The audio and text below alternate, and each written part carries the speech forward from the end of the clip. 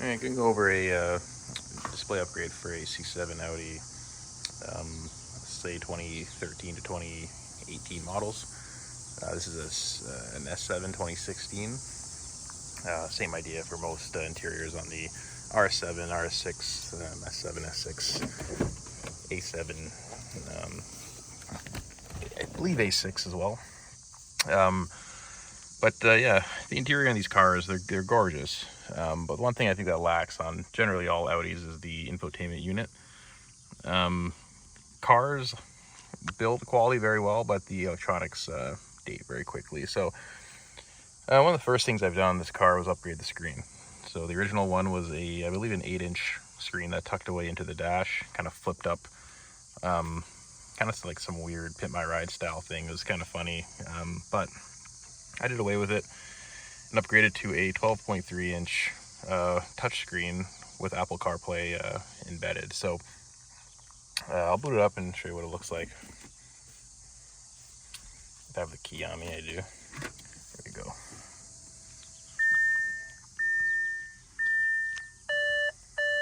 You got that welcome image and then the unit's menu. I should connect to my phone pretty quickly. There you go. And there you have it. So launches to the Apple CarPlay kind of screen, I suppose. And yeah, this is a solid upgrade. This is a row top unit. It's some Chinese build. I don't know much about it as far as who made it or anything like that, but I've done a ton of research on which screens are available for these cars. And there's tons out there. RS Nav is a popular one. There's tons of other ones too, range from 500 to 2,000. There's lots of options here, but this particular one was a few $100. Value for the money was absolutely incredible. Touchscreen is pretty responsive.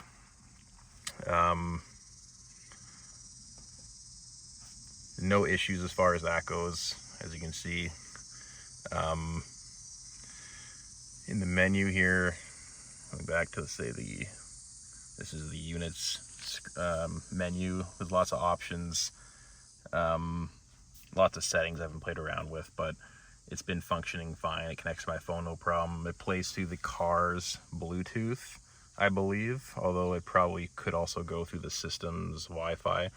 The way it works is it's set up to connect to my phone's Wi-Fi, I believe. So I'll show you, like on my Wi-Fi, it just says car Wi-Fi, whatever, and that's this unit, and it just connects immediately. So it's been about 6 months, 0 issues whatsoever. It's not glitchy. The only thing when I installed this unit is there was an airbag light that came on the screen here. That had to be coated out. Not the end of the world. It's just something to do with the wiring harness. And to install these, it's not for the faint of heart, but it's also not crazy. It took me maybe like 2 or 3 hours in the driveway. You got to rip apart everything here. There's some good videos online I could point you to install these. I mean, all the systems are very similar. You rip out the stuff, you connect the harness, you attach the screen.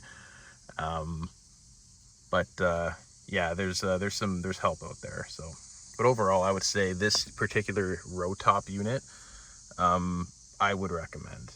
I was kind of hesitant, wasn't sure if there was going to be any kind of I don't know, issues long term or some kind of glitching that I have to replace, but I would actually argue that a lot of these units probably do come from China anyway, so don't let it steer you away. This was probably the best upgrade I've done on this car. You use it all the time you drive it, and for the money, it's just yeah, it's a no-brainer. So that's a thumbs up for me on this one. I can link the product and show you. There's if you just Google it, I'm sure you'll find it. But this is definitely a thumbs up for me on something you might want to do to these cars to just increase the experience overall. So anyway, that's just a quick and dirty road top display upgrade on a 2016 Audi S7. Thanks so much.